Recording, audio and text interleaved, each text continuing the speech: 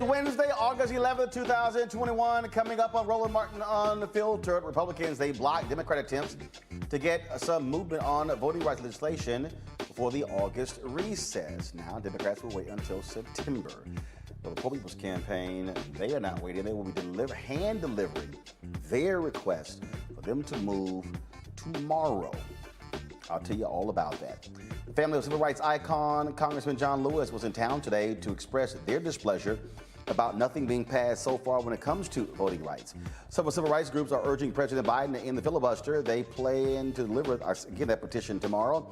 Census numbers will be released tomorrow, and we'll find the impact of redistricting due to the new numbers. But also, guess where the growth has been? People of color. But will we benefit from new seats? Community in Louisiana is outraged by a racist social media post by a teacher in a predominantly black neighborhood. They're demanding she be fired. 2 Georgia basketball coaches are being charged with murder after one of the athletes died after working out in 106-degree heat 2 years ago. Yeah, we also talked with the president of the National Medical Association about vaccine and mask mandates. All of that and more coming up next. Roland Martin Unfiltered. It's time to bring the funk. Let's go! He's got it. Whatever the miss, he's on it. Whatever it is, he's got the scoop, the fact, the find. And when it breaks, he's right on time and it's rolling. Best believe he's knowing. Putting it down from sports to news to politics. With entertainment just for kicks, he's rolling. It's on go, y'all. It's Roland Martin, Rolling with Roland now. He's funk, he's fresh, he's real, the best, you know he's Roland Martin now.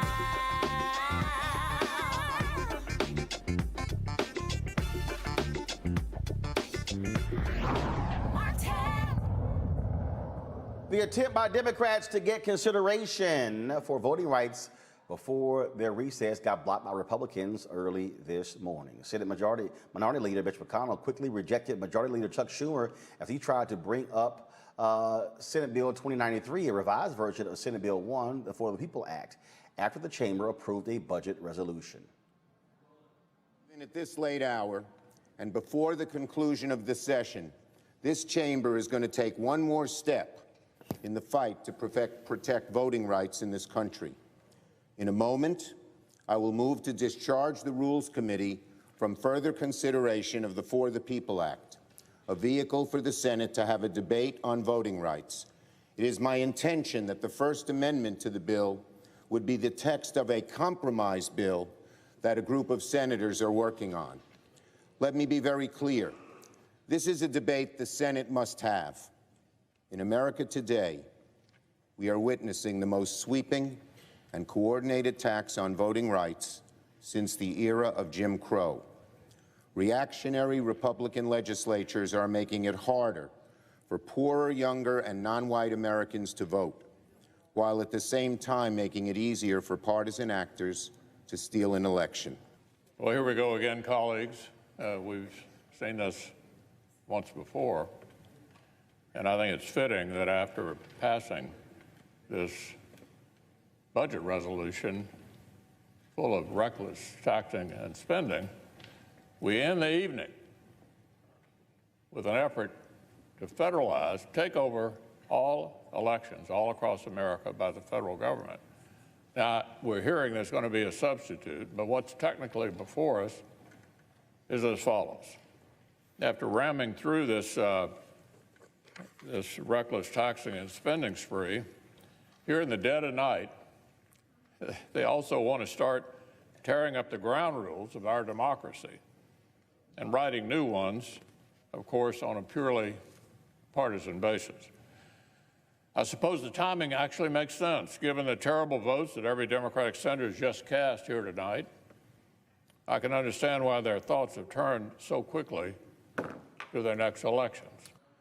And Senator Ted Cruz of Texas objected to the measure shortly after 4:30 a.m. The Senate voted 50-49 to approve a motion to discharge S1 out of the Senate Rules Committee, meaning it advanced out of committee into the Senate floor. Since there was no movement during this session, Schumer promises Voting rights will be the first matter of legislative business they will take up when lawmakers return from recess on September 13th. Now, today, the family of civil rights icon John Lewis was in town. They are not happy the Senate did not pass any legislation. Lewis's two brothers and niece stood with Transformative Justice Coalition on the Supreme Court steps today, pleading with President Joe Biden to do whatever it takes to pass the For the People Act and the John Lewis Voting Rights Act. This is a wonderful day in our nation's capital, but I cannot say that based upon what has happened and what has, more importantly, what has not happened.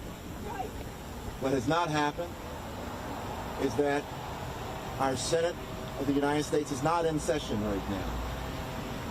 What has not happened is that the For the People Act that would cover millions of Americans, people of color, communities of color, has not been passed.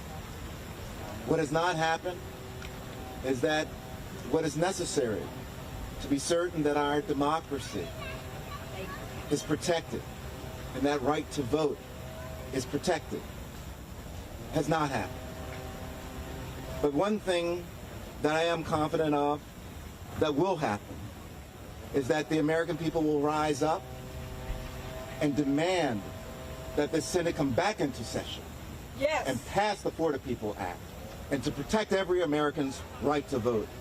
We have a current fight that is worthy of the same spirit and stamina that our hero, John Lewis, brought to the Selma, to the Edmund Pettus Bridge in 1965 that led to the passage of the Voting Rights Act of 1965, which is under serious attack and is being assaulted by state legislature after state legislature. H.R. 1, as we know, was designed to protect the people, to make it easier for them to vote, not harder. H.R. 1 and H.R. 4 was actually written by the late Congressman John Lewis. H.R. 4 actually put in place to enable states to put in their own laws about voting, making it harder, scaling back. I was talking at breakfast this morning, I used an analogy which I thought was very fitting. If you keep slicing the voting right, you keep taking parts out of it. It's kind of like a cake sitting on this counter here. You keep slicing parts all around it. Very soon, there's nothing left. And the congressman worked more than 60 years of his life protecting the voting rights. Yes. And when you protecting the voting rights, you're not only protecting just voting rights. Yes. You're protecting a wide range of rights. Yes. I think about my parents when they used to talk about when they couldn't vote. And I was just a little boy, and a lot of this stuff I didn't understand. But as I grew older and understand more about the political realm of things, I know how important it is to protect the right to vote. I can't walk in John boots, but I'll tell you what I'm going to do. I'm going to put mine on and start walking. Yeah. Amen. And John had did so much for this country, for his human race, black race, all races. It didn't make him no different. He tried to do his best to make it right for everybody. So I'm going to pledge today that I will fight non-violently till everything goes that John voted for it to go. Yeah. And I recently heard a song that John Lewis still lives. Yes. He still lives. He still lives. And we keep that in our mind and run this race with patience. Yes. We will see the evidence that John Lewis still lives. I am proud to be able to vote simply because of all of the hard work he done. I am able to vote because of the beating he went through. And because of that, I stand here proudly, like my uncle said, put putting on my shoes, ready to fight, ready to walk, ready to stand still, ready to sit if I have to do what's needed to make sure this vote, this act is passed. Yes. SR will be passed. SR2 will be passed. HR1 shall be passed. HR4 shall be passed. Why? Because we need to make it easy for us to vote. We need to make sure we capture the information that will make it possible for people to vote without being persecuted, without being ridiculed, without being held down, pressed down. We've been pressed down long enough. Now it's time to vote. Now it's time for us to be able to vote freely. Now we have to focus on our future. And if we don't pass this bill, what's going to happen to the generation to come? Right. What's going to happen to our grandkids and our great-grandkids? What's going to happen to your great-grandkids? What's going to happen to your generation as well? Because one thing we know, Uncle Robert didn't just stand for black. He stood for all. He wanted all men to be equal. He wanted all men to have the same justice. And so with that being said, we must vote. And long live John Lewis. Now, tomorrow, several voting rights advocacy groups from across the nation will join Congresswoman Eleanor Holmes Norton to deliver a petition to the White House, as well as Senators Schumer and McConnell. That petition will urge the president to publicly urge the Senate to end the filibuster, ensuring a crucial bill is passed. In fact, before we actually came on the show, I got a text message from Reverend Dr. William Barber, and this is what he sent me as well. He said, Poor People's Campaign, a national call for moral revival, a national multiracial faith leaders and Texas legislators to hand deliver moral challenge to defend the infrastructure of our democracy to Senate and White House leadership. A delegation of multiracial national faith leaders, they're going to deliver that to, again, as I said, Senate Majority Leader Chuck Schumer, Senate Minority Leader Mitch McConnell, President Joe Biden, and Vice President Kamala Harris. They will include Bishop William Barber, Reverend Dr. Liz Theo Harris, co-chairs of the Poor People's Campaign, Dr. Jim Winkler, President and General Secretary of the National Council of Churches in Christ. So now they're going to start, they'll gather outside the Supreme Court at 10 a.m. For a news conference tomorrow, then walk over to the Senate offices together to deliver the urgent demands. The letter will demand in the filibuster, fully restore and expand protection of the 1965 Voting Rights Act, passage of all provisions of the bill John Lewis wrote, the For the People Act, an immediate increase in the federal minimum wage to $15 an hour. They will deliver these demands 6 days after the 56th anniversary of the 1965 Voting Rights Act. Joining us right now is Cliff Albright, co-founder of Black Voters Matter, and will be one of the folks who's going to be with Congresswoman Holmes Norton tomorrow. Cliff, we've talked about this beforehand, the constant pressure that is needed. We saw the action that took place today. Congress did not move. The Senate Republicans blocked them again. But the reality is, if you had some guts shown by Kristen Sinema of Arizona and Joe Manchin of West Virginia, they could actually end the filibuster and get these bills moving. Yeah, thanks for having me, Roland. I mean, you're exactly right. We need those senators, and not just those senators, because it's those two, and they might be the worst and most stubborn of the crew. But there's some other ones that have been a little problematic and on the fence in regards to the filibuster. You know, there's people like Senator Coons from Delaware and Carper and a couple of others. And so, you know, what we've been saying is that recess can wait, right? That the Senate should not have recessed until they dealt with voting rights. They suspended their recess, including over the weekend, so that they could deal with this infrastructure bill. If they could do that for infrastructure, then surely they can deal with one of the most fundamental rights that this country has, which is the right to vote, and passing this voting rights legislation. They failed to answer that call. Be it as it may, then we're adjusting the call from recess can wait to recess needs to be cut short. They can come back early from this recess. The House on their side is coming back August 23rd to deal with not just infrastructure and the budget reconciliation, but to also deal with voting rights, in particular H.R. 4, the John Lewis Voting Rights Advancement Act, because they've already passed the For the People. And so they're coming back towards the end of August. The Senate can cut their recess short and come back. And until they do, the other call that we're putting out, and I'll talk about this tomorrow, is that if they're going to be on recess, then we need to be hounding them, particularly, again, the most problematic ones in those states.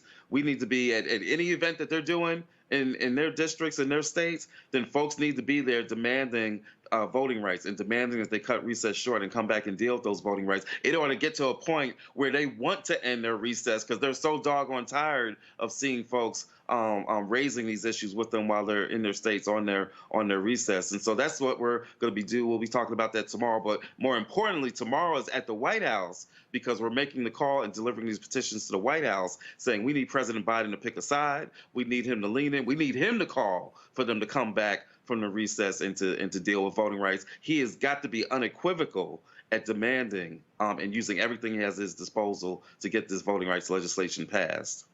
And so what we've heard for a very long time is that the priority of the White House was the infrastructure bill. Okay, It's now passed the Senate. It goes over to the House. No more excuses from the White House. No more excuses from President Biden.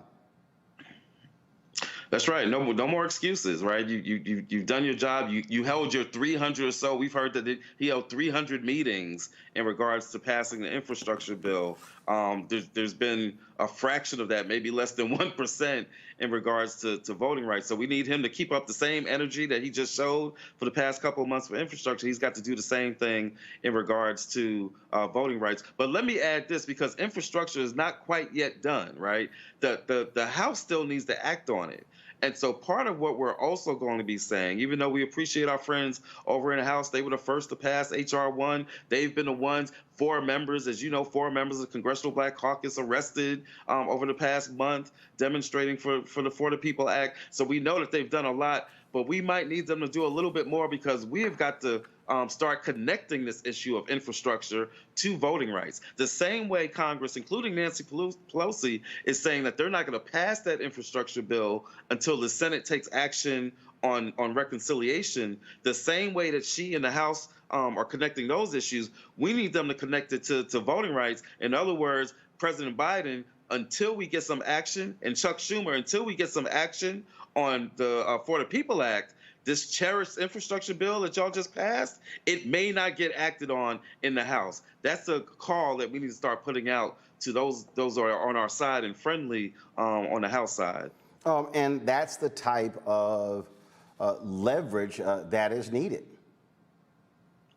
Yeah, I mean this is a lesson in power. I mean, at the end of the day, you know, it's a moral lesson. You know, it's an issue about voting rights and civil rights and all that. But, you know, if we're not clear, this is about power. Mitch McConnell is unapologetic and unashamed about the ways that he uses his power for the wrong. He uses his power against those who are marginalized, against Black and brown voters and young voters and veterans and disabled folks. They are not ashamed about the way that they use their power for the good. We've got to be not ashamed about the way that we use our power and the way that we ask our friends, again, those that are supposedly on our side. We need them to use the power that we have given them. This is about power, and we're going to be making the demand that we connect these issues. So again, you've demonstrated, President Biden, Chuck Schumer, you've demonstrated that you care passionately about infrastructure, probably more passionately than you care about voting rights. Well, guess what? Right now, we're more passionate about our voting rights than we are about that infrastructure. And if we need to connect those two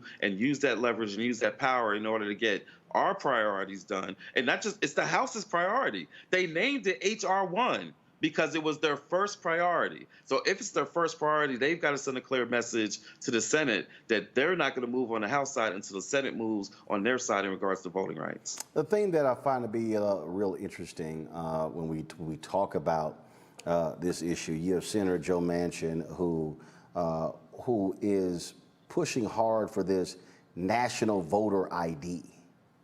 And I'm just trying to understand, who the hell is asking for that? Well, you know, we know who's asking for it. It's the Republicans that are driving that narrative. It's the big lie that's driving that narrative. And Joe Manchin, out of his odd desire to be so-called bipartisan, with folks that have already demonstrated that they don't mind overturning elections, right? He's going out of his way to give credence to the big lie, right? And so that's really what he's doing here. He's catering to those Republicans that he's hungry to have their acceptance and approval in the spirit of bipartisanship, which again ignores the fact that the bill and the things that are in the John Lewis Voting Rights Act as well as in the For the People Act already have overwhelming bipartisan support. If you define bipartisanship on the country instead of defining it on the people that are in the Senate and in the House, 100 and something of whom voted to overturn the election.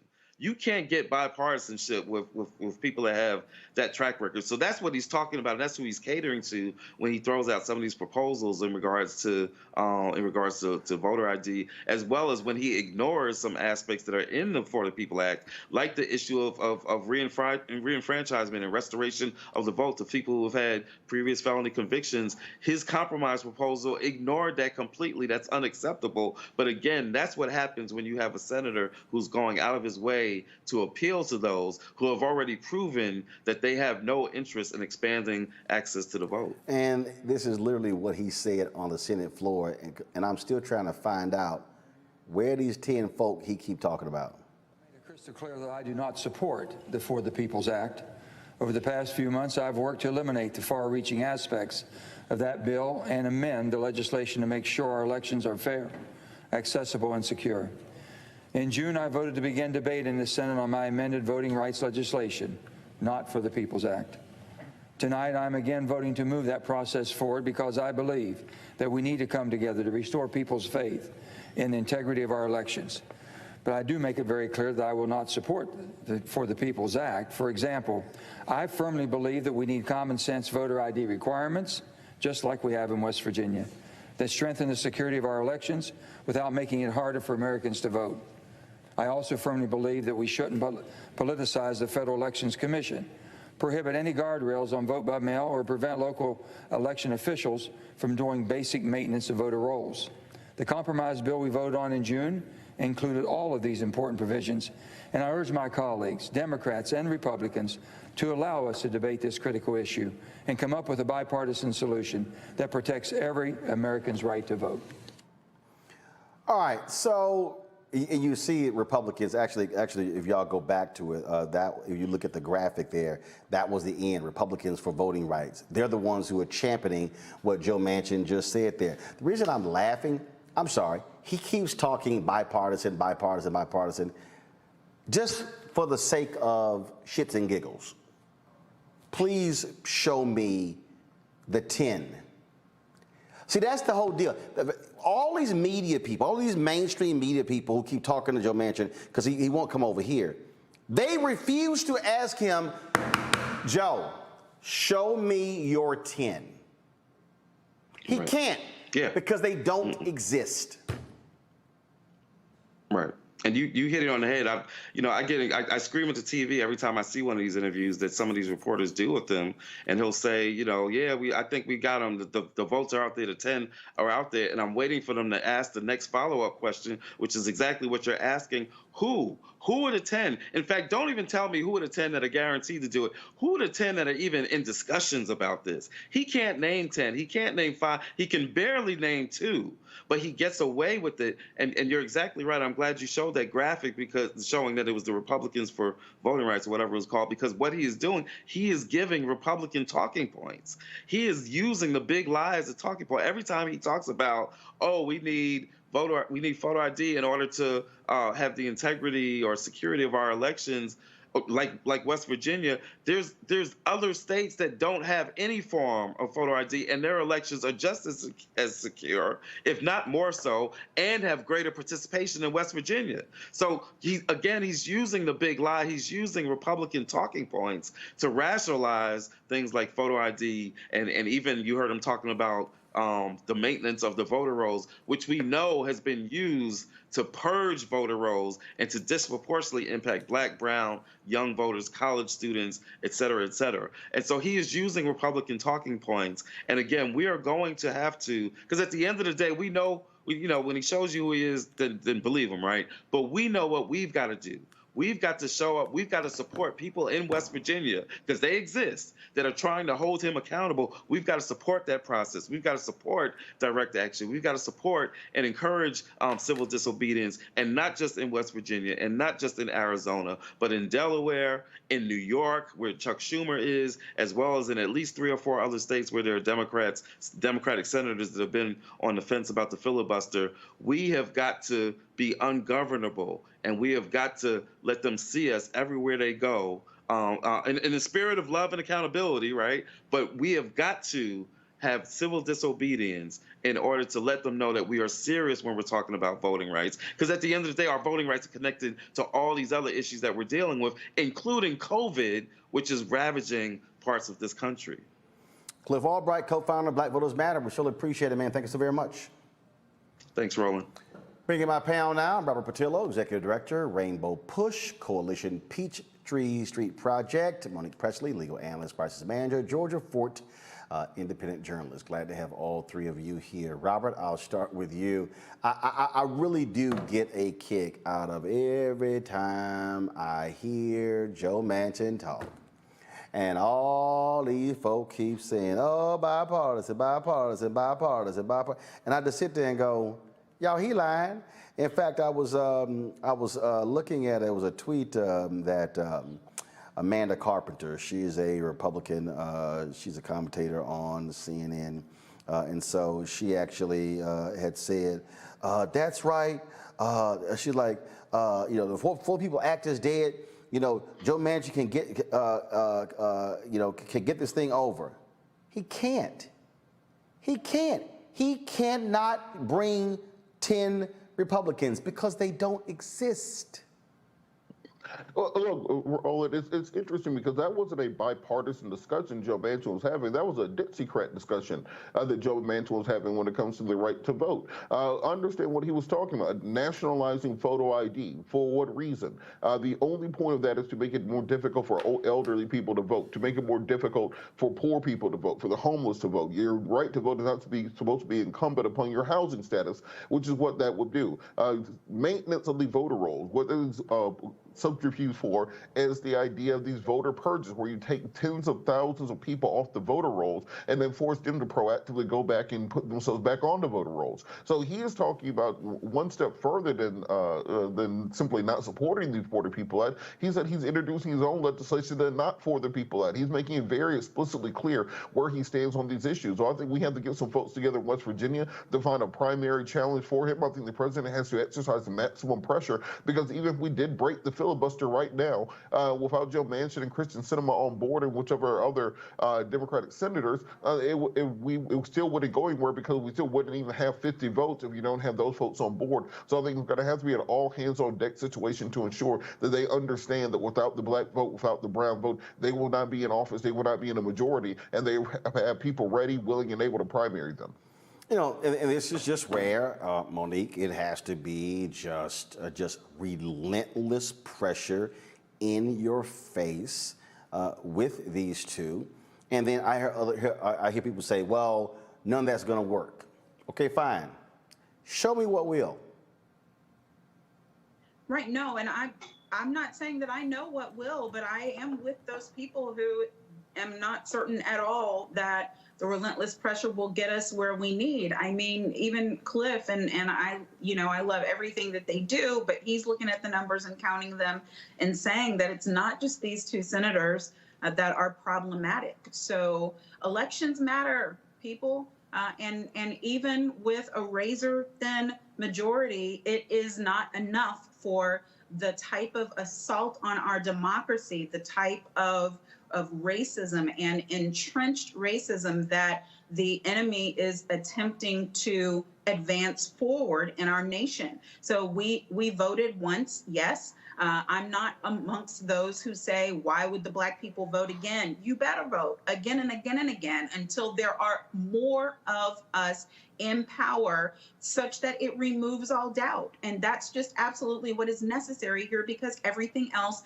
is going to be a fight. And you're going to deal with a president like President Obama had to decide if it was going to be health care to save millions of lives, or if it was going to be something else. And President Biden is doing the same thing now. He's opting for infrastructure and trying to get people jobs and trying to get people vaccinated and keep his constituents alive. And yes, that actually matters. Is it that voting does not matter? Of course it doesn't. We need the vote to be secure. But we got this man in, and I need him to do all of the things he is doing and do this. So I am torn. I don't have the solutions for this. If I did, I would say so. Look, everybody has a role to play, Georgia. I believe when you are a civil rights group, voting rights group, Poor People Campaign, doesn't matter. Your job is to exert that external pressure. You've got people on the inside, like Georgia Senator Raphael Warnock and others who are doing their part.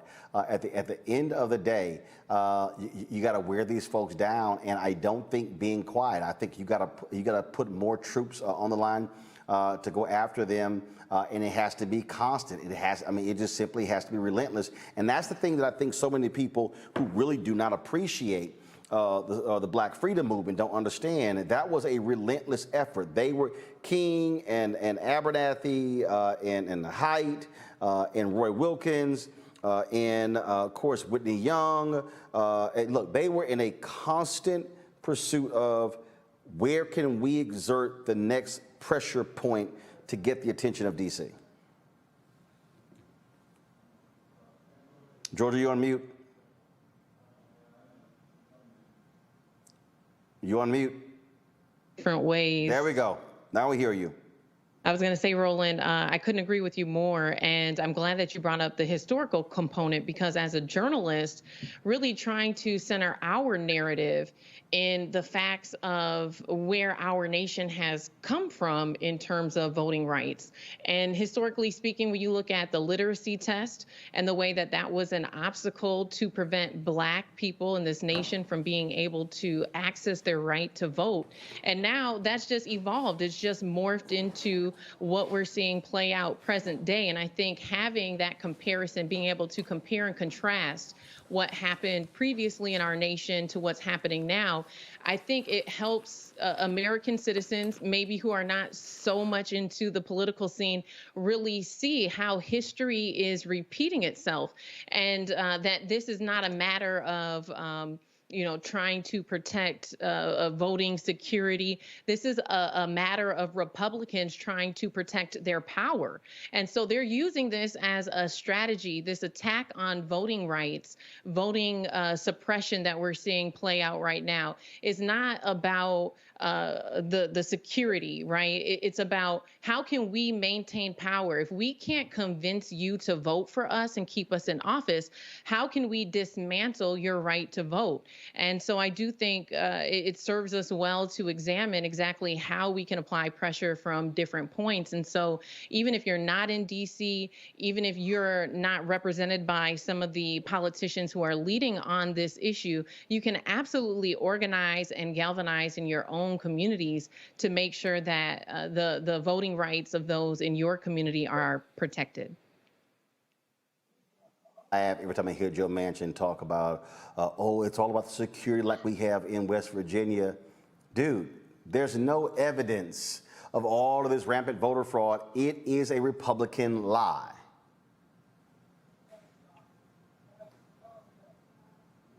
Robert? Well, I think we also have to continue to call that out. There's been so much attention on things like Cuomo this week, many of the other trivialities out there. Well, what Reverend Jackson's been saying for 40 years, the right to vote is dispositive of all other rights. There is no infrastructure bill if you do not have a protected right to vote. You don't get that majority that they have to pass things through reconciliation without a protected right to vote. And the fact that these states are doing this at the exact moment that suddenly many traditionally red states are starting to turn purple, if not blue, as Georgia did, I think it's the most obvious way of explaining that the only purpose of this was to make it more difficult for Black and brown people to vote. I don't understand how you have a president who loses an election by 3 million votes, then they let 500,000 people die, and they lose an election by 8 million votes, and then suddenly you're saying, well, we have to make sure these elections are secure. You need to have a party that represents a majority of the American people if you want to win a majority of the votes, and stop just diddling down with the rules and work on that to recruiting more people to your side of the argument. So I think there's a lot of work that needs to be done, and we have to attack it from all fronts, because if we allow this to stand, then it will just simply be going back in this circle over and over again. We shouldn't have to win by a landslide every time just to eke out a victory. We should actually have fair rules where votes count the way they're supposed to. And we see exactly what is going on, Monique. We tie what's happening here with these voting bills that are being passed or being trying to force through by Republicans. Then we also have to think about what's going on with United States Census. These things are tied together. The reality is the census is going to have a direct impact on representation. Now, these things matter because tomorrow the Census Bureau officially begins this decade's round of redistricting. And on the clock, we'll start with just about every state that's going to be drawing new congressional maps. Now, here's the piece. According to the 2020 census, as of April 2020, the population of the United States is 331,449,281. All right? Now, that means based on the population count, the congressional apportionment will shift 7 seats in 13 states. That means that the 6 states that will gain House seats, Texas 2, Florida 1, Colorado 1, Montana 1, North Carolina 1, Oregon 1. Okay? Now, we have Florida there twice. I don't know why we have Florida there twice. Y'all, so take your pick. Florida getting 2, they're getting 1. Which one is it? Thank you. All right, so deal there. Now, here's the piece. 7 states going to be losing seats. California will lose 1. Illinois, Michigan, New York, Ohio, Pennsylvania, West Virginia. Now, let's go back to the 7 states that are going to be gaining. Okay, let's go back to those. Now, let's go to the previous graphic, please. Previous graphic. Thank you. Now, if you look at that map, Texas, red state. Biden did not win Florida. Won Colorado. Montana, red state. North Carolina, won by Republicans. Oregon, won by Democrats. Now, but here's the difference, though. Even though Republicans won Florida, the question is, where will that particular seat be? Same with North Carolina. Let's go to the 7 states that lost.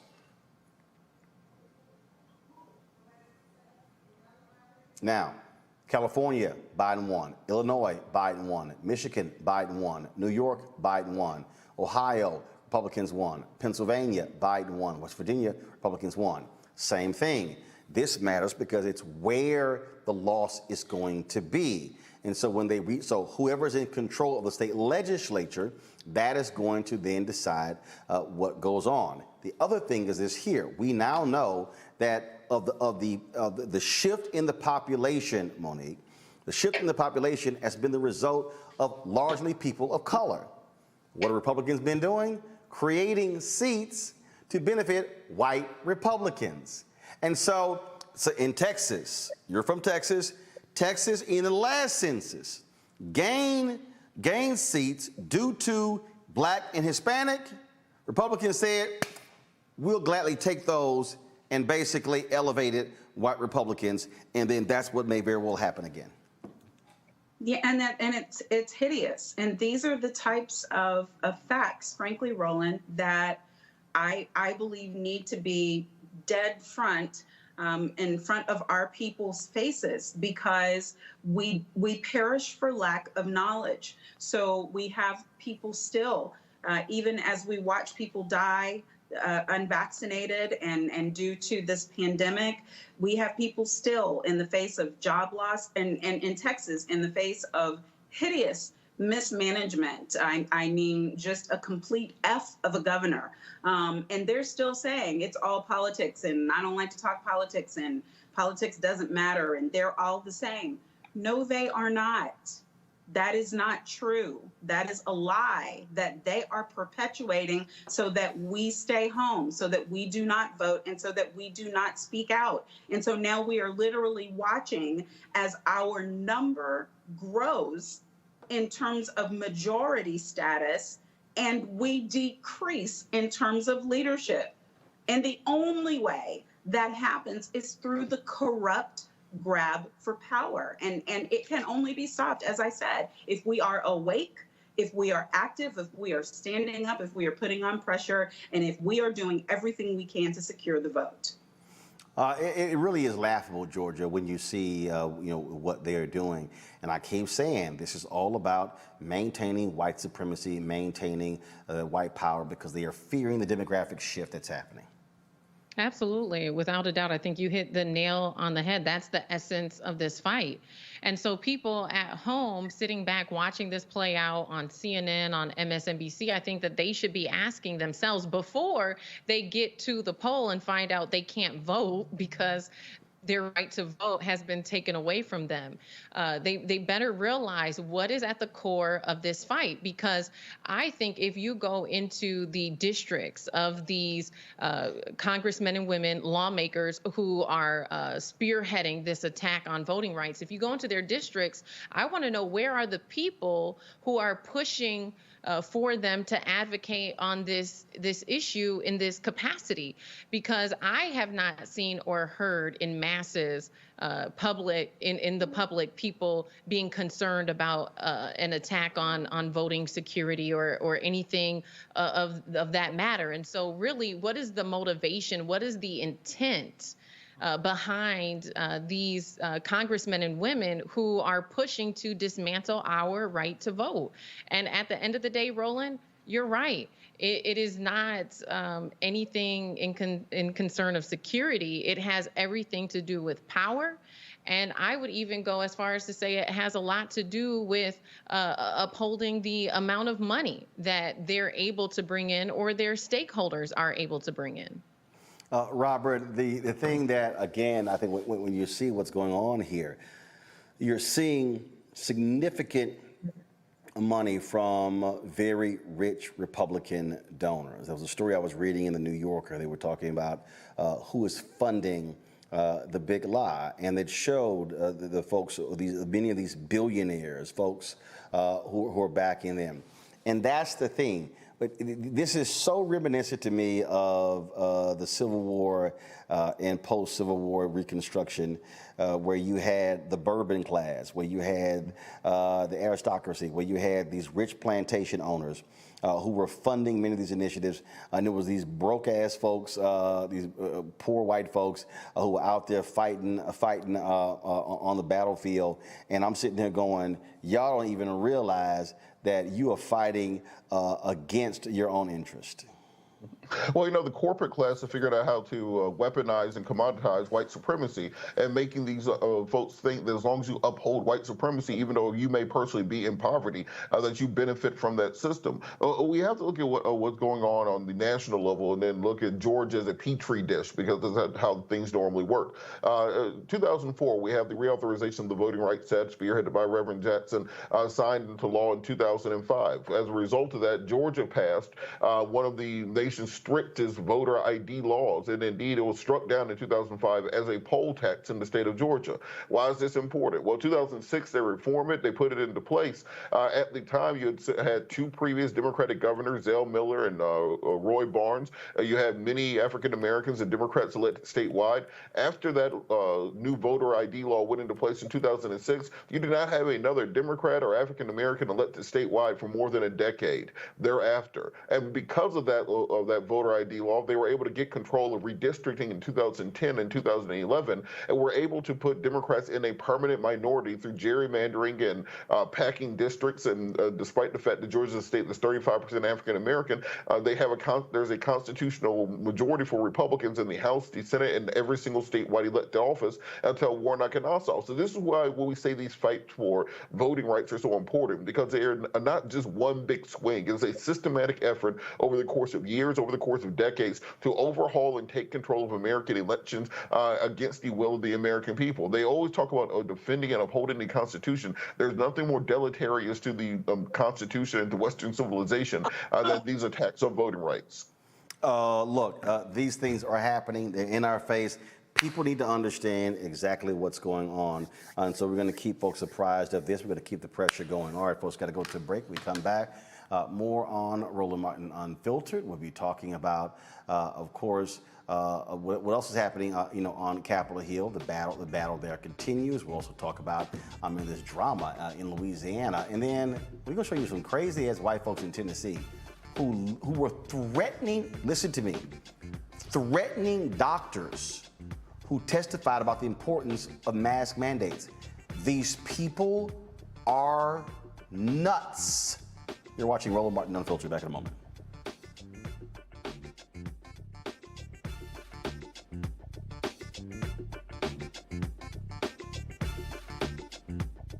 White supremacy ain't just about hurting black folk. Right. You got to deal with it. It's injustice. It's wrong.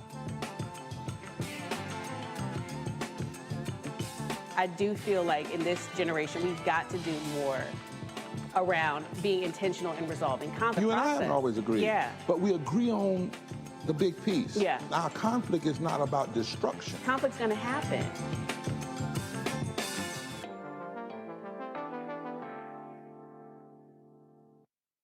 Till's murder, we saw struggle for civil rights as something grown-ups did. I feel that the generations before us have offered a lot of instruction. Organizing is really one of the only things that gives me the sanity and makes me feel purposeful. When Emmett Till was murdered, that's what attracted our attention.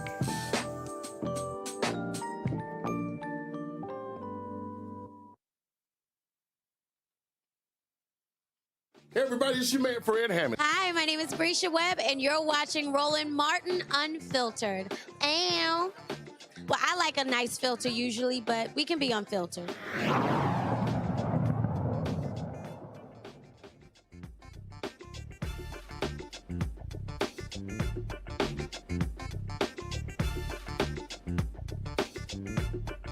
Here in the nation's capital. Let's go to Louisiana, where the Louisiana community is demanding the firing of an elementary school teacher over a derogatory Facebook post. Julie Colley is a tutor and the in-school suspension facilitator at a predominantly black elementary school in Lafayette, Louisiana. Well, Colley used a racial slur in her comment on a post promoting a back-to-school giveaway on the city's north side. In response to the event's scheduled time, Colley commented, "I'm not going at 6:30.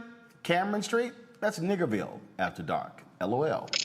Lafayette Parish School System released the following statement. They said LPSS is aware of the situation and is conducting a thorough investigation into the matter. Because this is a personnel issue, no further information will be shared. First of all, they call it a personal issue, but it should be personnel. Because it's not personal, your public school system. Joining us is the chairperson of the Louisiana NAACP Political Action Committee, Norika Ross. Ms. Ross, how you doing? Hello, I'm blessed and highly favored. So I'm just trying to understand how long should this investigation be? Did she write the post? Did she call it Niggerville? This is not that hard. She needs to be removed expeditiously for several reasons. One being, this is a different era. So the era in which she was raised is completely different from the era of us millennials. And with that being said, social media plays a huge part in our lives.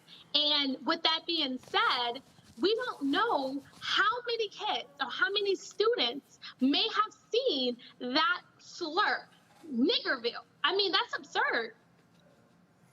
And the thing is, first of all, when did this happen? Well, actually, it transpired over the weekend. So it took place over the weekend. Today is Wednesday, and they're saying, "Oh, we need more time for a thorough investigation." Is the post still up? Did she delete it?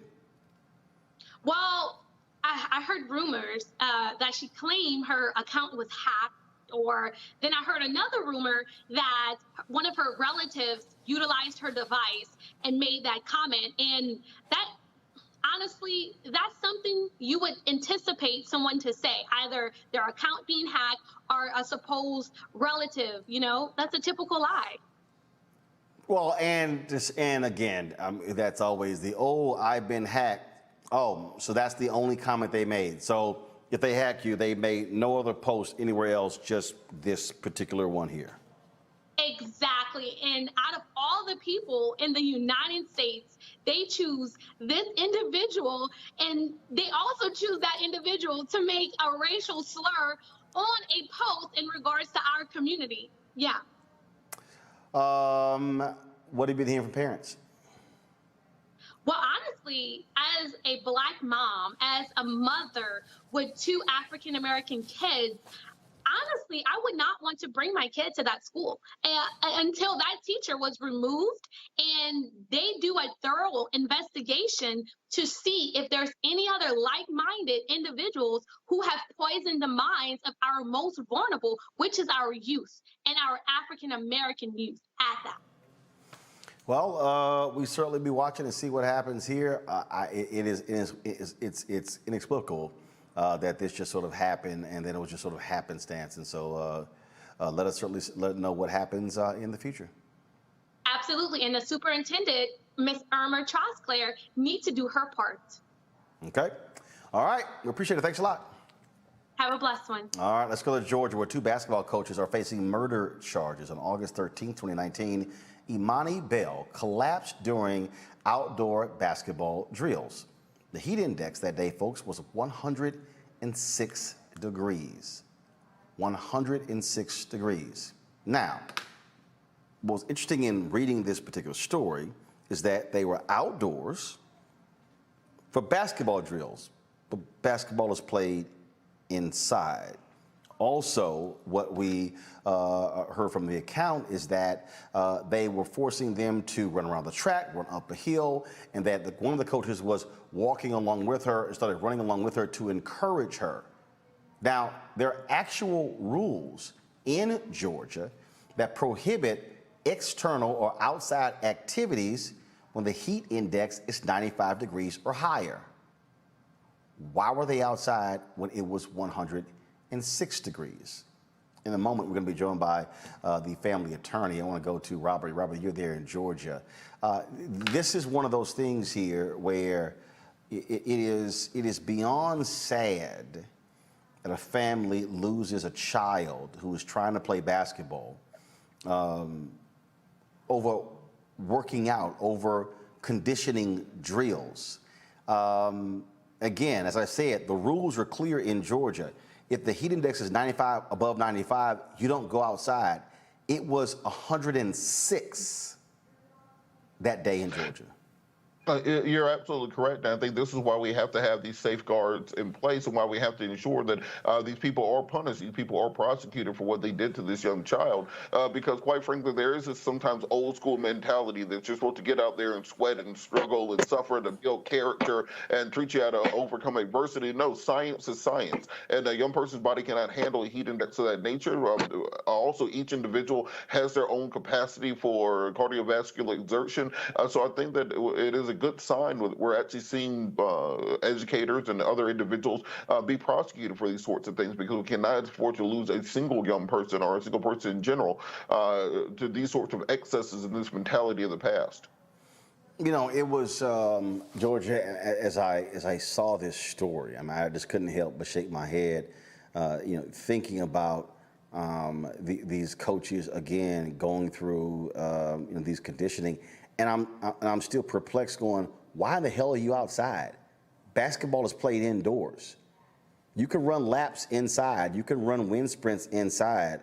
Why in the heck are you outside? Yeah, I think that it is indicative of the culture where sports, this idea, especially for young Black men, the pressure to perform in sports, to be able to advance in your educational career. There's so much pressure. I remember living in Columbus, Georgia, and seeing some fathers training their kids by driving in the vehicle and making their kid run in front of the car and just forcing them to run and run and run and run in preparation for football season. And now that is a sport that's played outdoors. But here in the event where you have a kid who's playing basketball, why would you subject them to that type of heat when you know that it's dangerous? And so I think that you have a situation here where the staff was pushing the students entirely too hard. The one thing that breaks my heart also in looking at this case, not only the fact that they violate the district's policy to not have these children out here if the temperature is higher than 95 or the heat index is higher than 95. But the GBI, the Georgia Bureau of Investigation, their spokesperson, Nellie Miles, they decided in their investigation that this was accidental. And so it contradicts the other findings that we're seeing in the indictment and the charges that are being brought forth, calling this manslaughter. And so I would like to see that same level of accountability that we're seeing now in the criminal justice system, that same standard of accountability held by the GBI in their investigation as well. Those coaches were La Rosa Maria Walker Osakari and Dwight Broom Palmer. Those are the photos right there. And I'm quite sure, and again, well, hopefully it will be, let me know when we have Justin Miller, who is the attorney for the Bell family. The thing here is you're coaching a high school girls basketball team. And again, pushing them to the brink is just nonsensical. But we see this crazy stuff. I mean, I think back to Monique, and again, the folklore when it comes to coaches. You know, in 1954, Paul Bear Bryant was the head football coach at Texas A&M. They've talked about the Junction Boys. A movie was made out of it, and it was how he drove them in the heat, and guys were throwing up and deprived them of water, and they hated him for it. But later on, how they just had so much respect for him, and again, it has turned into this mythic. Just amazing story, the Junction Boys and what they went through. They could have died. They could have died playing a game, and it's a game. But when we create these legends out of these type of stories on how they just know you're weak if you drink water. No, what's wrong with you? No, you must fight through this. That's the kind of crap a lot of coaches get off on. Right. Well, all of that is true. And of course, coming from Texas and being involved in sports and running laps in 90-degree and up weather regularly, and that was something that was commonly done. There are reasons why we have these laws now, because young teens and soon-to-be adults were passing out, having heat strokes, dying. Same thing is true of concussion injuries, and why we have those rules now.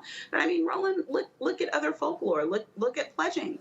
It was thought for many decades, even maybe centuries, that if you didn't get beaten, if you weren't hit with a paddle, that you weren't legitimate in many fraternal organizations, white and black, and that was just beating.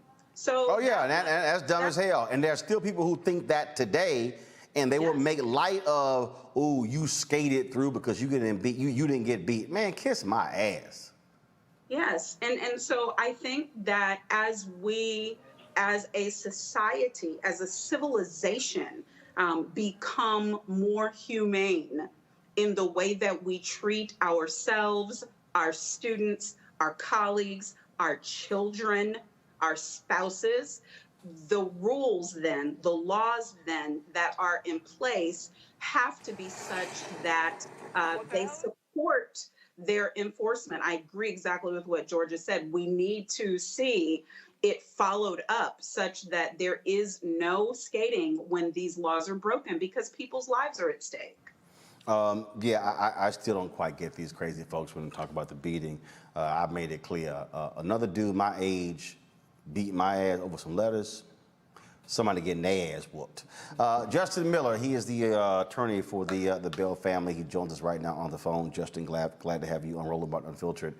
I guess one of the things, Justin, that is just even more sad is that Imani's father is a coach. And that particular day, they called off outdoor practices because of the heat. Yeah, it's pretty bad. Eric, that's his name. He's the head coach at Columbia High School in Atlanta. He sent Imani to another school thinking it was a better school, and this is how we ended up. So it's pretty sad for him. Very, very sad, actually. So you have the attorneys here. You have the attorneys who are arguing that, that this really wasn't second-degree murder, that it was just reckless. Yeah, well, that's what happens when you're reckless and you kill somebody. You know, it's murder. It's the same thing as if there was you were drinking and driving, and then you hit somebody and you killed them. You didn't mean to hit them and kill them, but you killed them. You meant to drink. That was the thing you meant to do. In this case, she meant to have those children out there in that heat, and then one of them died. So, I mean, you tell me, what's the difference? And so were both of these coaches, is it alleged that both of them were outdoors and driving these young girls? And how many other players, in addition to Imani, were forced to endure this? So we don't know exactly how many yet. We'll know as we get into the civil case a little bit more. But we think there were at least 5 to 10 other ones. The other coach was out there, but it's our understanding just so far from talking to the kids that he was more so, kind of prodding them on, and the head coach was, making all the moves and telling them where to go. His culpability is more so he didn't stop it. He saw her struggling, and he allowed it to continue to happen. So, he could have saved her life out there, and he didn't. And so was it this whole idea of fight through it, fight through it, fight through it? 1,000%. Same Bobby Knight, Bear Bryant kind of stuff. That old school way of thinking. And in this situation, I think that it was benefiting more the coach than the players. The coach wanted to win so bad so she could prove herself at her new school that she risked these players' life, and Imani had to suffer for it. This is from the Atlanta Journal-Constitution story. They said, according to the autopsy report recounting the moments leading up to her collapse, Imani and 8 of her teammates on the girls' basketball team had gathered that day for conditioning.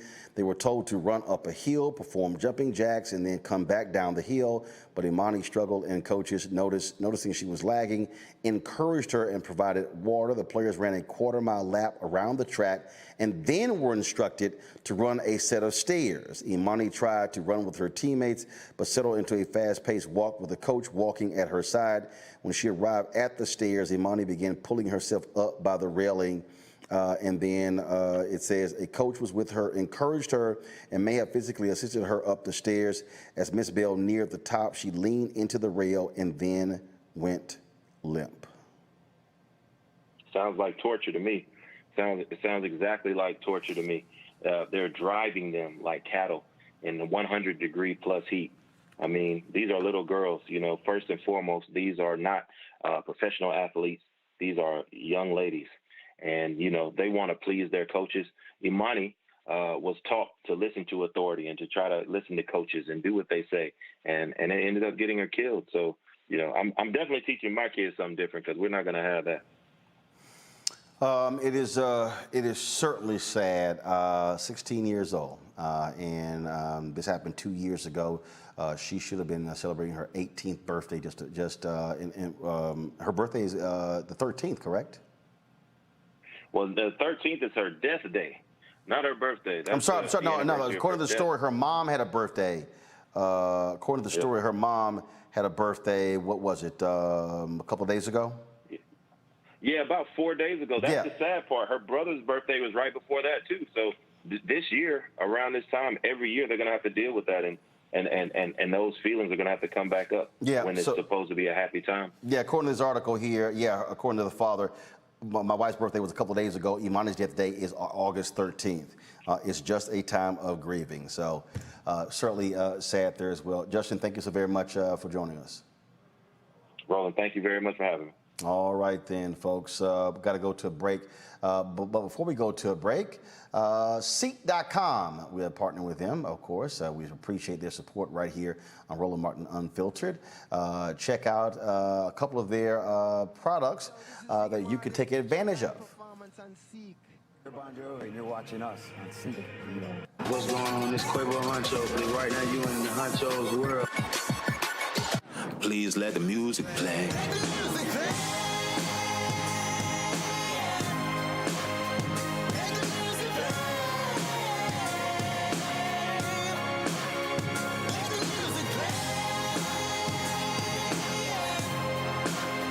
enjoy the Seek.com video by using one of their virtual reality headsets, all you do is just pop your phone right here into the VR headset and enjoy the content.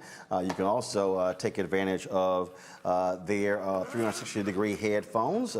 These headphones here come in a couple of colors, black and gold, but then also all gold. And so you can check these out. If you want to use our promo code to get a discount, it's RMVIP21, RMVIP21. Then, of course, a portion of the proceeds comes back to Roland Martin Unfiltered, which allows for us to fund the show. And so this is a black-owned company, and we certainly believe in supporting black-owned companies. Mary Spiel is the founder. And so, again, go to Seek.com and use the promo code RMVIP21. We'll be back in just a moment. When you study the music, you get Black history by default. And so no other craft could carry as many words as rap music. I try to intertwine that and make that create whatever I'm supposed to send out to the universe.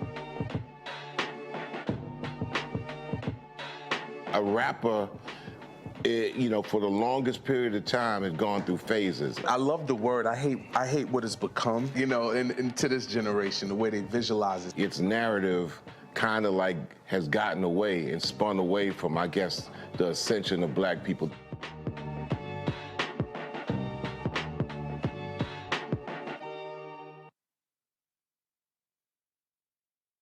Black women have always been essential. So now how are you going to pay us like that? And it's not just the salary. I mean, there are a whole number of issues that have to support us as women. Yeah. But that's what we deserve. That we shouldn't have to beg anybody for that. And I think that we are trying to do our best as a generation to honor the fact that we didn't come here alone and we didn't come here by accident. I always say every generation has to define for itself what it means to move the needle forward.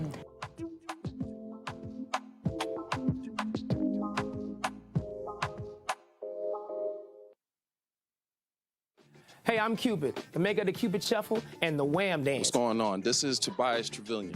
And if you're ready, you are listening to and you are watching Roland Martin Unfiltered.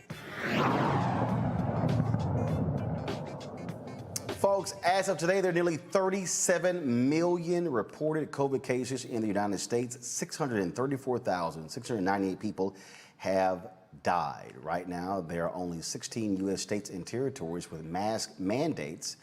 Man, that is American Samoa, California, Connecticut, D.C., Guam, Hawaii, Illinois, Louisiana, Nevada, New Mexico, New York State, Puerto Rico, Rhode Island, U.S. Virgin Islands, Virginia, and Washington State. Earlier today, California Governor Gavin Newsom announced that all teachers and school staff must be vaccinated or undergo weekly COVID-19 testing. This is the first state in the nation with this requirement. And then you have people refusing to comply with mask mandates anywhere, especially when it comes to schools. Now, what's interesting is that in Florida, they're asking the federal government for ventilators.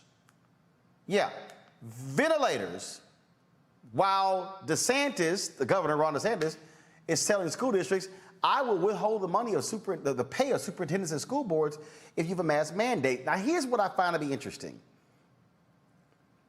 Ron DeSantis, children go to a private school where they have a mask mandate.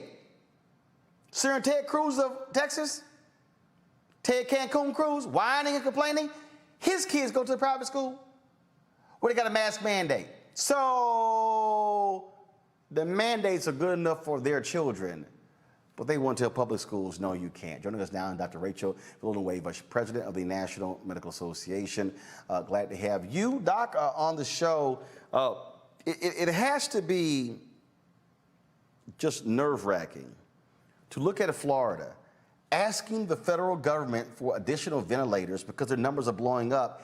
Yet you have the governor who is doing everything he can to oppose the efforts. In fact, same thing happening in Texas. The governor, Greg Abbott, is asking neighboring states for help to house folks in their ICUs, but he also is saying absolutely not, don't you dare have a mask mandate. It's ridiculous. I think we have to remember to take our medical advice from the medical professionals and the scientists. And I think we have not done that. And we need to continue to do that, especially with this new Delta variant.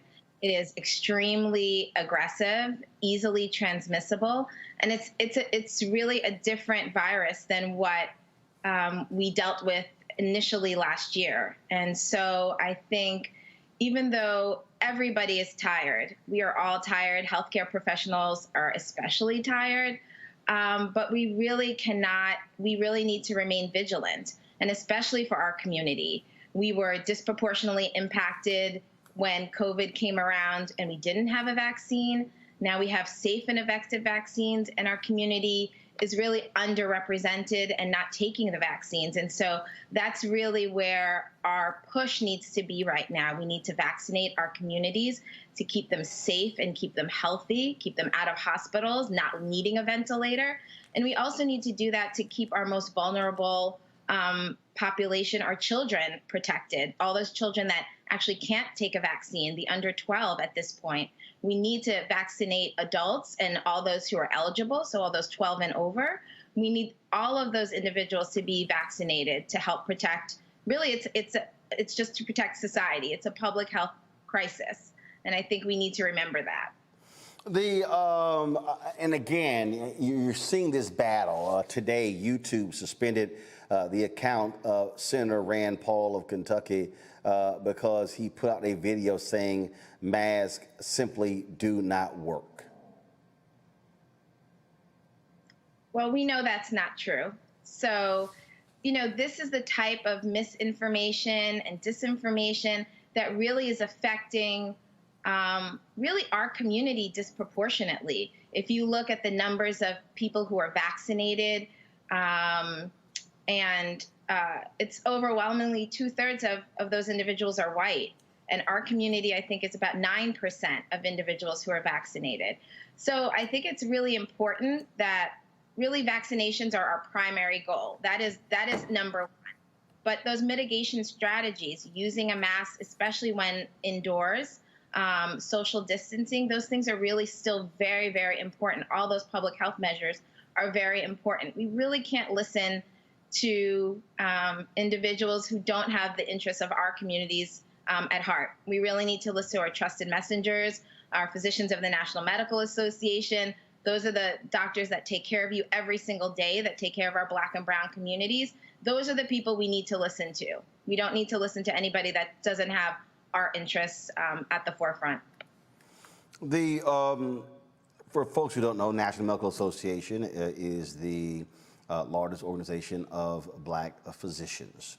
Right. And what do you say to the people who are so skeptical of the vaccine, who talk about the historical impact of the medical community on African Americans? I keep saying to folks, we've had numerous NMA doctors on this show. We've had NMA folks who have been saying we are going to ensure that these things are done right and proper so they do not affect African Americans in a negative way. And then you have folks go, well, I literally have heard people say, you got some Black doctors who are part of this system, of the white man system as well. I'm like, well, damn, who the hell can you trust then? Well, I think, I see patients every day. I'm an OBGYN. So I actually deal with these questions every single day. I ask every patient that comes in, whether they're vaccinated or not. I take care of pregnant women as well. I think it's really important. People have concerns, and we need to not dismiss their concerns, really just to validate them, listen to those concerns, especially in our community. We see that when individuals in Black and brown communities are given credible, factual information by people that they trust, they're more likely to get the vaccine. So I think it's really important not to give up on people who have who are concerned. I think we really need to just continue to encourage and educate and advocate for them to get the vaccine. I think we really need to keep in mind, this is a vaccine. There's not a Black vaccine or a white vaccine. There's just vaccines out there. So while there has been a history of mistrust for good reason in our community, this is not the case for the vaccine. And I think we need to kind of be able to separate things that are not related. And this is not related. What we do know right now is what's killing us is the COVID-19 virus. That is what's killing our community disproportionately. It did the first time around, and it's going to the second time around. And the Delta variant is not playing. It's looking for the people that are not vaccinated. So I think we really need to encourage our community to continue to trust the people that they go to every day to take care of their high blood pressure and their diabetes, and to take care of their grandmother and the dementia in their family. You know, it's always concerning when people trust their doctors for those things, but then for some reason think their doctor's part of some conspiracy when it comes to the vaccine. We certainly aren't. I ran to get my vaccine. So, and you know, I had a mother who was hesitant or concerned about getting the vaccine. And it really took a few months for me to convince her to get vaccinated, and to just to reassure her that they were safe and effective. And now we have real world data. We have millions of people in the United States and around the world who have taken the vaccine. They are safe, they're effective, and we need to use them. All right, Dr. Rachel Villanueva, President, National Medical Association. Glad to have you on the show. Thank you very much. Thank you for having me. All right, folks, y'all know what time it is. No charcoal grills are allowed. I'm white. I got you, Pearl. Yeah, illegally selling water without a permit On my property. Whoa! Hey! You don't live here. I'm uncomfortable. So there are a whole bunch of crazy, deranged white conservatives in America who are losing their minds over mask mandates. Oh my God, they just can't tolerate these things. Well, in Franklin, Tennessee, which is the richest city in Tennessee, last night there was a school board meeting. And there were doctors that testified, medical doctors that testified at the school board meeting about a mask mandate. Watch these yahoos after the meeting.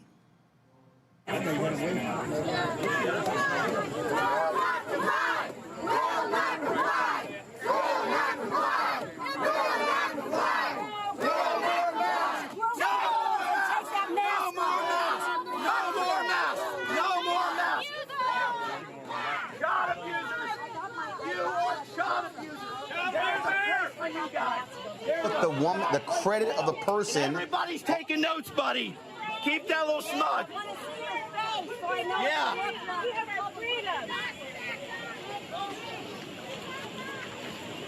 The fine job you boys do protecting us. Really, I'll give you a side.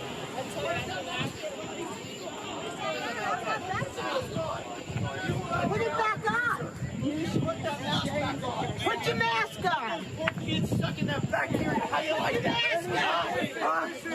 We know who you are. We know who you are. Keep it calm. No more masks. Keep it calm. Keep it calm. No more masks. We're on these guys' side. They're on our side. No, they're not. They're not on our side. The police are on our side. The police are on our side. Let's calm down. Yes. Calm down. We know who you are. We know who you are. You can leave freely, but we will find you, and we know who you are. You'll never be allowed in public again. You will never be allowed.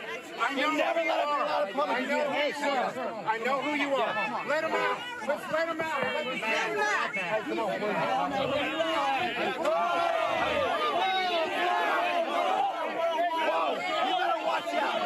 better watch out. You better watch out. Keep it calm. Everybody back up. Please. Everybody back up. Back up. Back up. I'm back, man. I'm on your side. Please, back up. I'm a parent. Give me a lane. Let him out. Peace. You're good. Peace. Let him in peace. Peace. Be easy. Everyone. Peace. Peace. Peace. But we know who you are. You know who you are.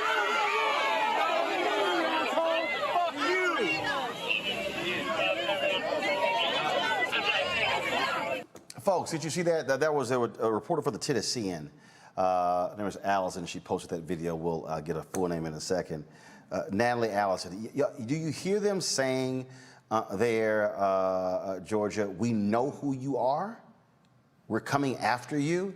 I mean, they were, and I'm trying to understand. You got cops standing right there. Those are threats being made. Yeah, and I feel like if that would have been a crowd full of Black parents or Black people, there definitely would have been some arrests made due to those threats and the aggression that was shown, the way that these individuals swarmed in front of this doctor's car.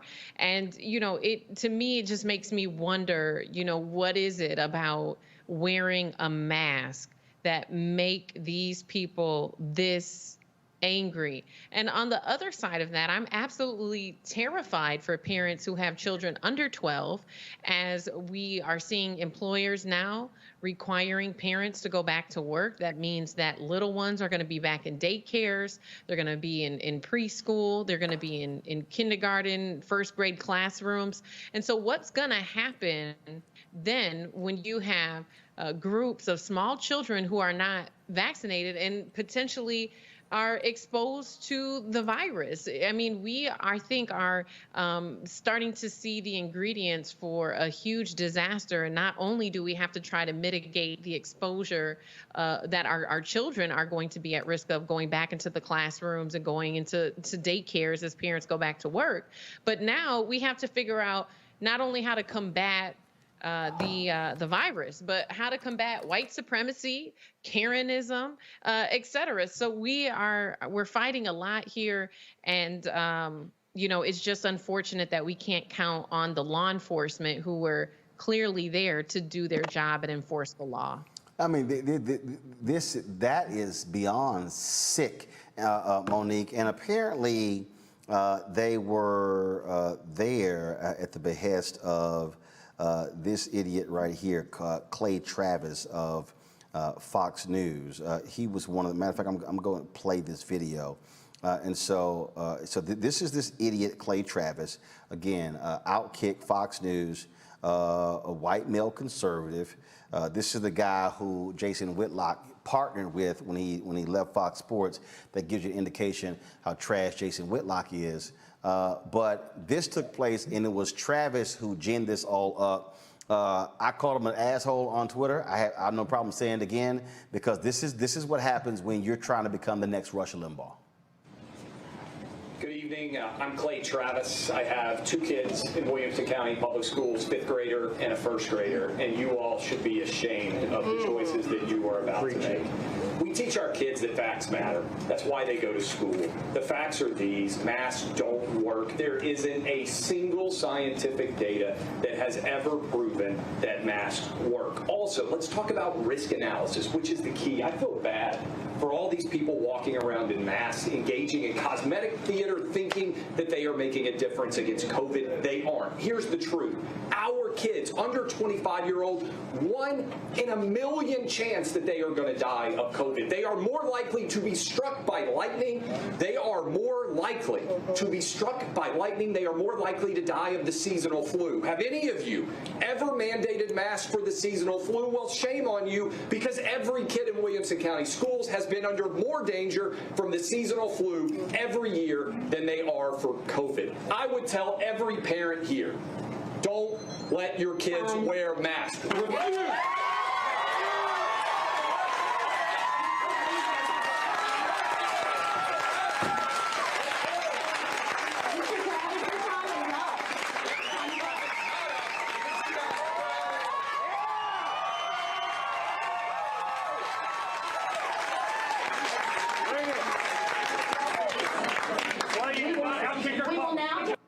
So all those idiots, 1 in a million. I bet not one of them want their kid to be that 1 in a million, Monique. Right. So, and that was the only thing he said that was accurate. All of the rest of it about the fact that masks don't work, that's not true. That you aren't safer wearing them than not, that's not true. That children, really, we're looking at the numbers of pediatric cases, pediatric hospital cases now spiking. And so that's like saying, because they're not going to die from it, we're good with them having it. What rational parent, what parent who's actually thinking about the welfare of their family member thinks along those terms? My children would not die of measles, mumps, or rubella, but that doesn't mean that I want them to have it just because the chances are slim that they would die from it. It's all absurd. But what strikes me more so than that is the whims of the crowd, the way that our citizens can be manipulated, that our country really is just a few Jim Joneses away from being a dictatorship where everyone is following not their own interests, but the interests of another, and they are sacrificing their own well-being, their lives, their finances, their education, their stability, their health, all for the sake of a dear leader. And for anyone who thought that that could not happen in this country because of the way that we were founded, you need to wake up and pay attention and see that it is happening. Are they the minority? Yes. But the numbers are large enough that we all should be more than concerned. Well, here's the thing that's a trip, Robert. So this idiot, Clay Travis, posted this. These are the people who couldn't get into the meeting. Watch this.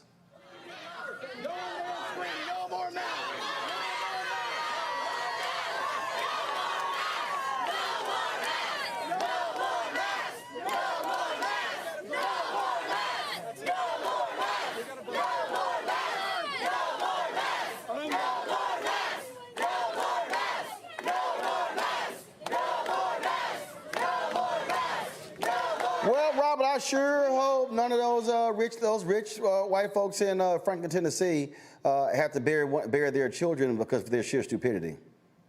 You see, Roland, this is a perfect Glock 43 situation. That's going to be your subcompact. That's going to be something smaller than, a Glock 19 or a Glock 17 that you can fit in for concealed carry. So you can either have it in an abdomen holster or you can even have it in a small handbag or purse for a situation like this. Now, can I implore people to do not get an extended clip or extended magazine for a subcompact pistol, because with a 30-round magazine that's bigger than the pistol itself. Just train enough where you know how to do a proper switch of your magazine, so if you need to reload, you can do it in an expeditious period of time. But when people start I don't know what the hell you talking about, but go ahead. You're going to need to I have no idea what the hell you talking about. Look, Roland, if your car gets surrounded by a bunch of crazy MAGAs saying that we know where you're at and what you're going to do and how they're going to get you, get yourself a nice Glock 43 to keep yourself safe. But those folks are crazy. All we doing is hitting the gas pedal. Go ahead.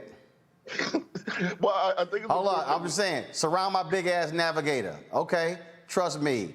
I'm gonna put a Lincoln imprint in the middle of your chest. Go ahead. Well, look, we're dealing with a group of people who are disconnected from reality. When he says masks don't work, remember earlier this year when we had a mask mandate and then we got rid of it presumptively because we thought everybody was going to get vaccinated? What happened the minute we got rid of the mask mandate? All of a sudden, you got 100,000 people a day being infected with COVID. That's the empirical evidence that you need. These people are completely separated from reality. They see this as a cultural war issue. They see this as an oppressive tyranny, Marxist state trying to take their liberty away from them. This is all they have left to fight for. So we are in a very tenuous period of time where these folks will storm the Capitol. They will storm school board meetings over CRT that they don't understand. They'll storm the schools over mask mandates just because somebody doesn't want even the kid isn't going to die from COVID. He might infect the janitor or the school resource worker or the lunch lady or an administrator or someone along those lines, or he might catch it at school and bring it back home and kill grandma.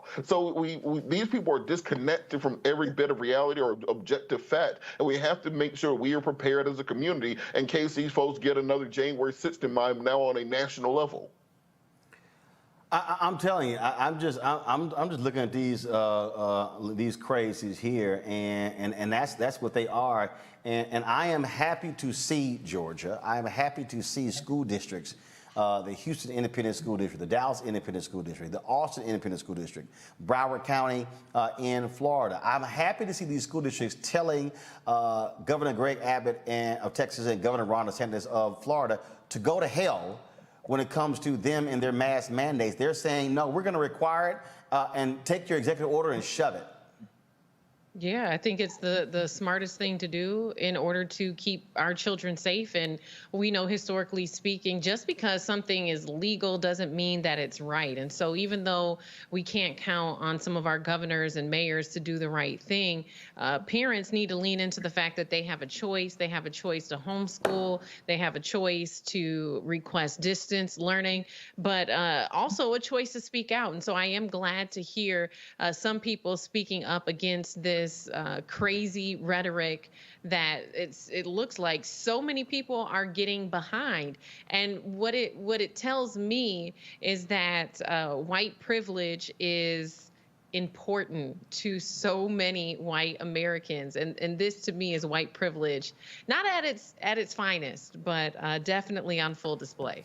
I'm telling you, Monique, these folk here, and so now they've shifted from critical race theory now to no mask, fight it. I mean, you got folks like Texas Congressman Dan Crenshaw and Senator Rand Paul telling these people resist, fight. I'm like, these people, I mean, I'm telling them, just absolutely out of their minds, absolutely out of their minds. Right, and they were always there. It's just that they were drowned out by the noise of rational thinking people. Trump brought the fringe to the main stage. And so now in that space that has been created, we see all of the Clays of the world and, you know, the Tuckers of the world and whoever battling for the control of the vapid headspace of millions of Americans who really will eat sand and think that it is water.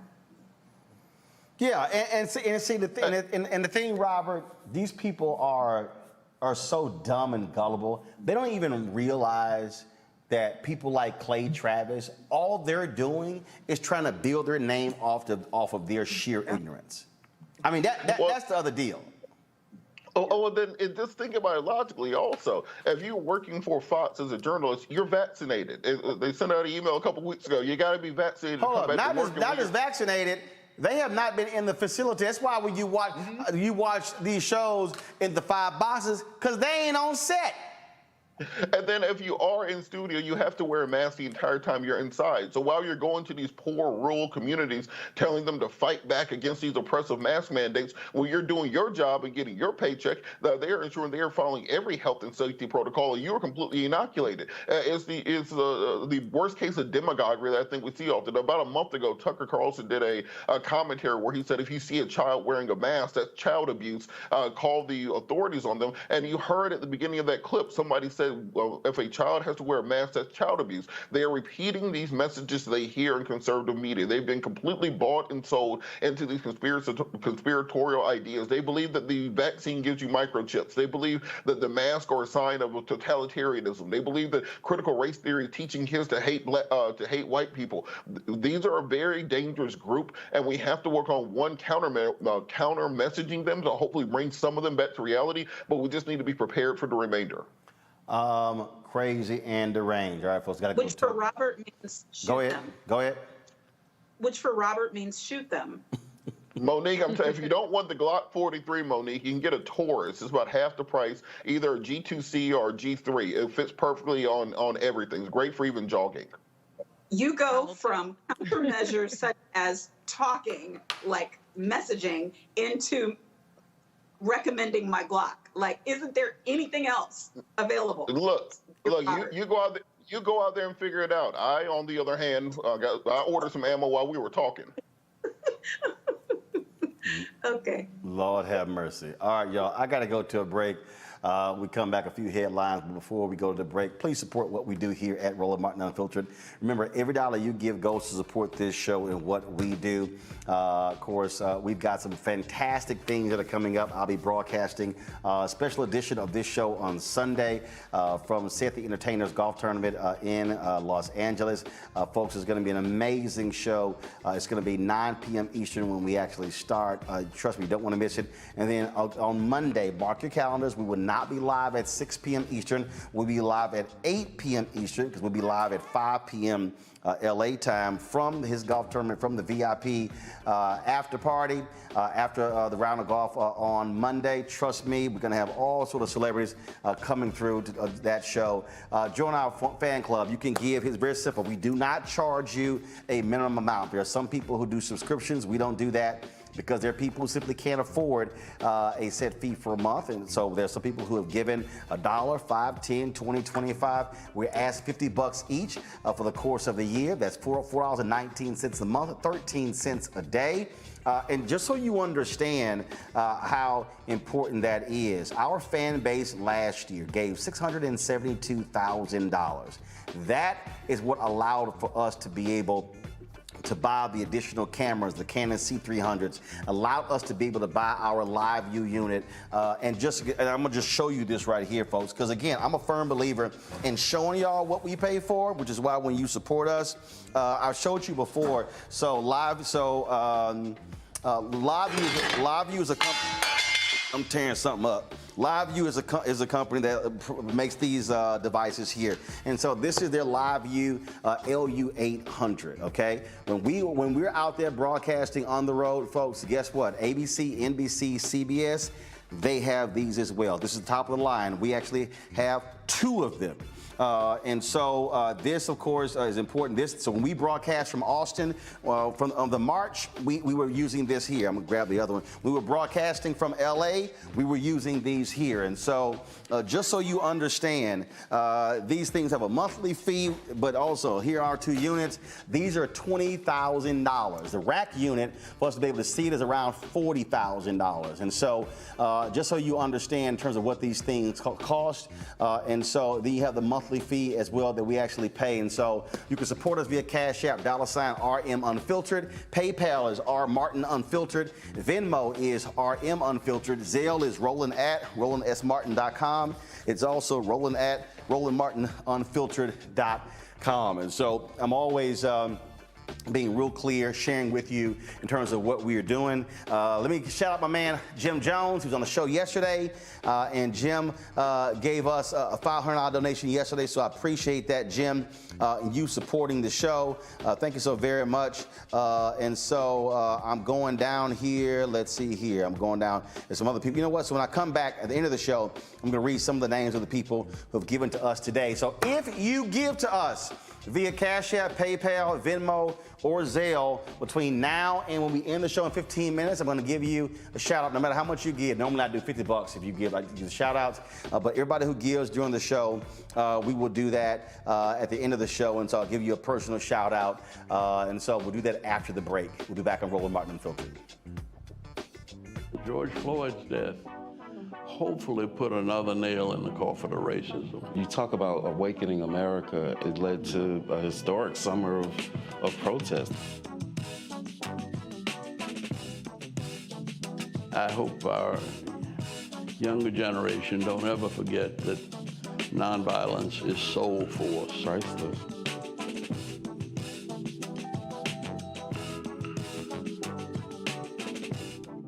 I believe that people our age have lost the ability to focus the discipline on the art of organizing. The challenges, there's so many of them and they're complex, and we need to be moving to address them. But I'm able to say, watch out, Tiffany, I know this road. That is so freaking dope.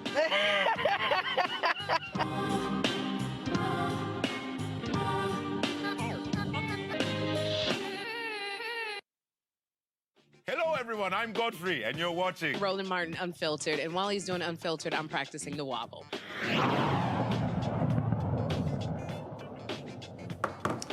An Iowa man, folks, will spend the next 10 years in prison for shooting into a car filled with black girls after attending a Donald Trump rally.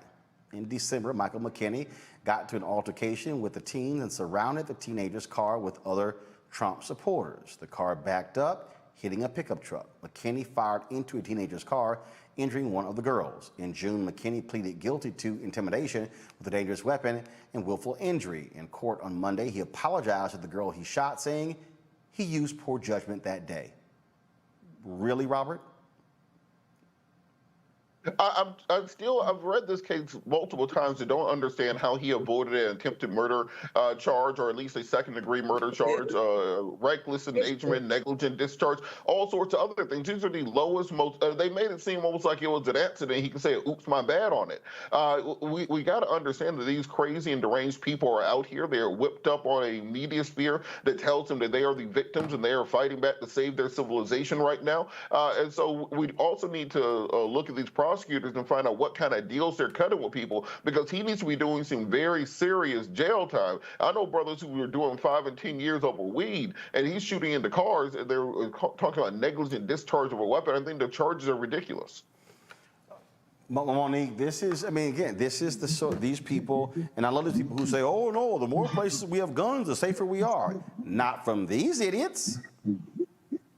Listen, Robert knows exactly why he didn't have any of those other charges, and it's not just his white status. It is the fact that it was young black girls who were in that vehicle. I don't have to start quoting Malcolm X for everybody to understand that it is still true that we are the most unprotected in the United States and in the world. So the value of our lives is down, and the cost of his crime is down as well. So if it had been some white boys and he had shot into that vehicle, he would be looking at hard time, and the charges would have been completely different. This is age old. Them being Trump stupid, that's new, because Trump didn't come on the scene like that. But white men not being held to account for their crimes against black women, that's as old as this country. Georgia. I mean, I couldn't any better than Monique. You know, I interviewed Ben Crump a few times, and one of the things that he always talks about is the two justice systems, one for white America and one for black America. And you see that playing out here in this situation. The criminal justice system was not designed for us. It's not designed to work for us. And so that's why someone like him can get just a little slap on the wrist for something that should have been attempted murder. Speaking of murder in California, the man accused of beating a prominent Bank of America executive is facing murder charges. Police say Anthony Dwayne Turner entered Michelle Avan's home and killed her on August 3rd. She was found by her son the following day. Avan was a senior vice president at Bank of America and helped other African Americans seeking financial industry careers. Hours after being found dead in her LA home by her son, the LAPD arrested Turner as a suspect connected to the slaying. Turner faces 2 felony counts for murder and first-degree residential burglary. The LA County District Attorney's Office says Turner and Avan not only worked together, but they had a personal relationship. Man, that's a really sad story. There were a lot of people who were commenting about her work. She was saluted by Essence Magazine, was also been with the LA Urban League. And so that's just a sad story there, which also speaks to, again, the issues that we continue to see in terms of how we also must have much stronger laws, Georgia, that deal with domestic violence. There are so many other stories we've seen. There are probably about 3 or 4 other stories that I've read in the past couple of weeks of black women who have been murdered by their partners as a result of domestic situations. You know, Roland, a few years ago, I did a big research project on femicide. And femicide isn't a term that we hear often anymore because it's been replaced with partner violence because of the growing population of people who identify with, you know, they and them. But when you look back at the research that was done on femicide, which is simply the murder of women, what you discover is that 80 to 90% of the women who are murdered by their significant other, or even their father, someone in their family, someone within the household, someone who that they would trust. When you look at murders against men, 80% of murders against men are from a stranger, someone that they're not acquainted with. And so I think that as we examine the state of our culture here, and we look at, how we interact with one another romantically, that we address the violence that's happening in personal relationships. And it's going to require a full approach, not just women speaking up to protect other women, but also men taking a stance when they know that they have friends or relatives who are acting violently against those who that they're intimate with. Sad story there, folks. There's passengers of an EasyJet flight out of London came together to protest the removal of 2 black men from the flight. This happened last Thursday as the flight was taking off from London's Gatwick Airport heading to Spain. According to a passenger, flight attendants alerted police and had the plane return to the gate to remove 2 black men from the flight for huffing at a member of the crew when asked to put their shoes back on until after takeoff. Well, the men stayed on the flight after the passengers' protest, but the flight crew was replaced. EasyJet says the crew was replaced because they exceeded time limits on their shifts and not because of complaints from the incident. Watch the video. It's the general response is literally the whole plane is No,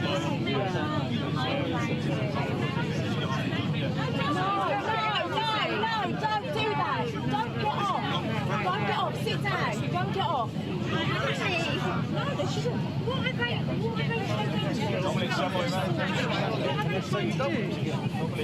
Pretty interesting there, Monique, where the passengers said, oh, hell no, we're going to overrule this and told the brothers to stay. They did. They remained on their flight. The crew got booted. I'm not buying that. They exceeded their time limit.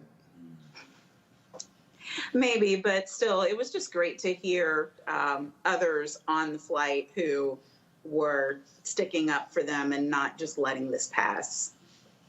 We see sort of the craziness. These things happen, and all too often, I know in this country, Robert, a lot of folks they remain silent when these things happen, not wanting to get involved. Those passengers said, "Nah, we're going to get involved."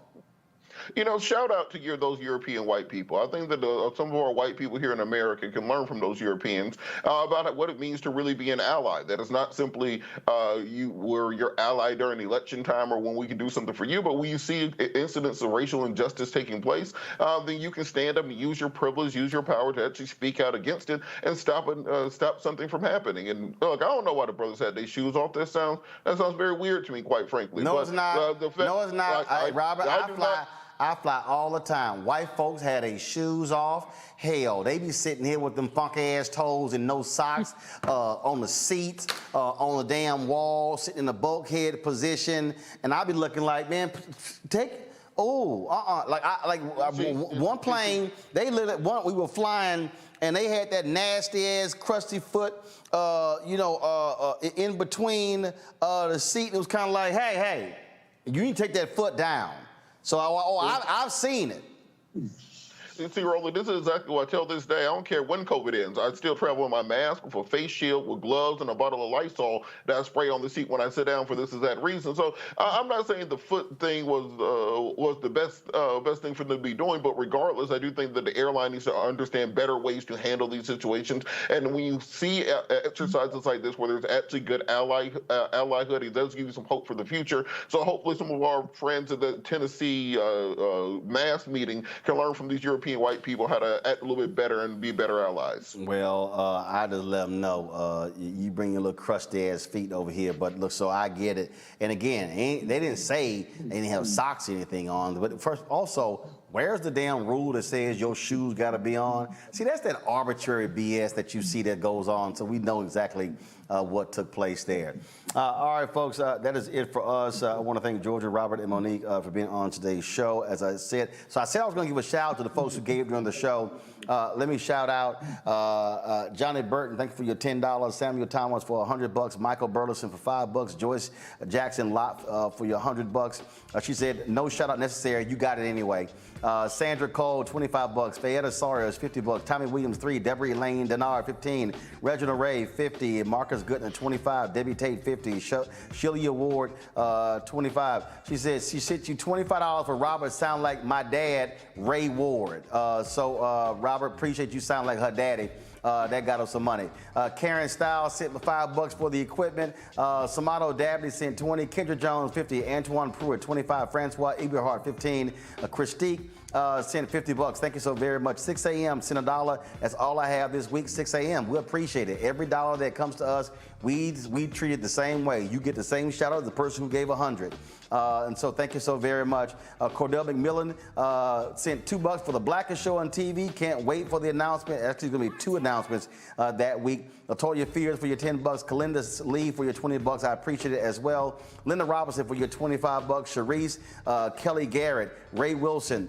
Thank you so very much. Michael Hooks, thank you so very much. Mike, thank you. Michael sent $500 for supporting the cause. Thanks a bunch.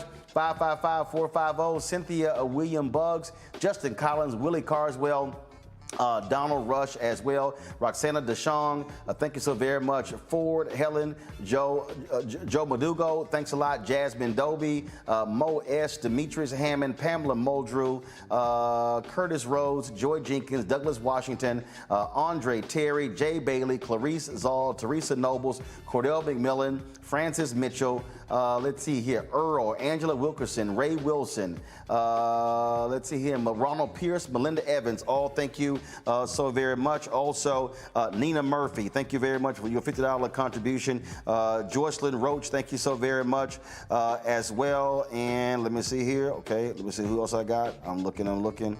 Make sure you got everybody right here. I think I got one more. Ignited Financial, I certainly appreciate it. Thank you so very much. Okay, let me just check real quick. I know some folks are on Venmo, so I got to give them a shout out. We'll do that. So actually, I'll do that tomorrow. Hey, folks, don't forget, got a guest host in the show tomorrow. I'm traveling to Houston. My Aunt Lurdy, her wake is tomorrow night. I'll be traveling to Houston for that. And then her funeral is on Friday, so I will not be here tomorrow and Friday, but I want y'all to please still support the show while I am with our family as we bury my Aunt Lurdy. That's going to take place in Houston, and I'll be giving the eulogy for her on Friday at Second Baptist Church. Although they got a 5-minute limit. I'm like, y'all don't have many black funerals here, huh? I'm like, a 5-minute eulogy.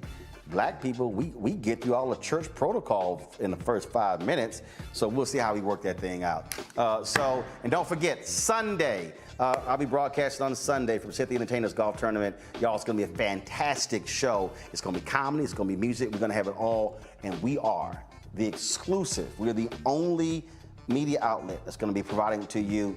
That's what happens when we got the hookup, when y'all travel with Uncle Ro. So when I roll, y'all roll. And so that's going to be on Sunday night. Trust me, it's going to be great. And then, of course, on Monday, we broadcasting the show live from the golf tournament as well. Thanks a bunch, folks. I'll see y'all this weekend. We'll see you in Roland Unfiltered.